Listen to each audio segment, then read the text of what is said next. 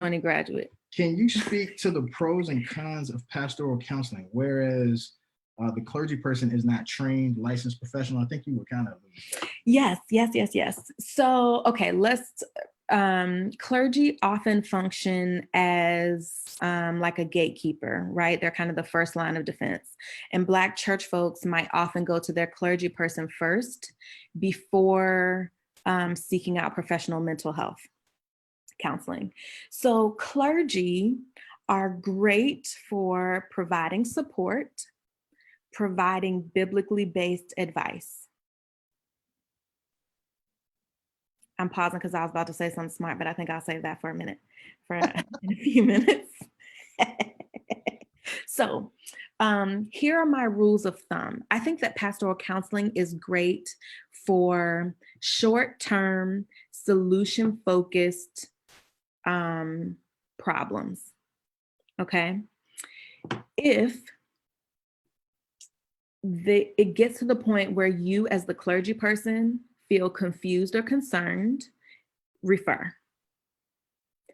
In, I believe, chapter 5, the cautions chapter, there's a whole list of things I give you for even if you think it's within your purview, it ain't, and call somebody like me. So that's in chapter 5, the cautions and crises chapter. If you are having like multiple sessions with the same parishioner, like 3 or 4 sessions, they probably need a therapist. Refer. And so in the book, I talk about something that I call transference of trust as a way to do a referral to a mental health professional. If you are referring to a mental health professional, you do it in a way that, number one, you're responding appropriately to the person's needs. Number 2, you communicate to the person that you care about them, and this is a way that you can continue caring about them with this particular person who you believe can meet their specific needs. So that means you have to do some work on the referral to make sure it's a good referral. There's a whole process in the book for how you can do that, questions to ask, all that kind of stuff. And number 3, if you refer to a mental health professional, you move into a pastoral care role. You do not throw a business card at somebody and tell them to get out of your office. That's not how we do pastoral care, y'all. And so I think a part of the challenge that we face in the church around the referral to a mental health professional is the concern that, oh, we're just shoving them off to somebody else. No, we're not.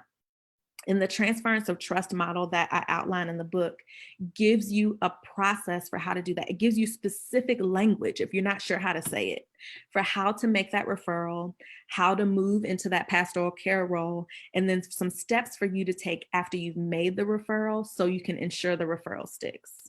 But no matter what, just like if you have a member who has a heart attack, you tell them to go to their cardiology appointment and then you check up on them afterward. That's all we're talking about. Go to your therapy appointment, and I'm responsible for caring for you in the midst of it. I might call you and see, how did your session go? Did you feel like you had a good fit? You don't have to tell me the details, but I just want to make sure you felt like it was somebody you could trust, right? And so those kinds of things help people to continue to feel like they are a part of community while acknowledging that we are limited in what we can do here in this space. And a big piece of that process is our own theological work around acknowledging, if I have limitations related to this particular issue, it's not some failing on my part, and it's not a communication that God can't heal.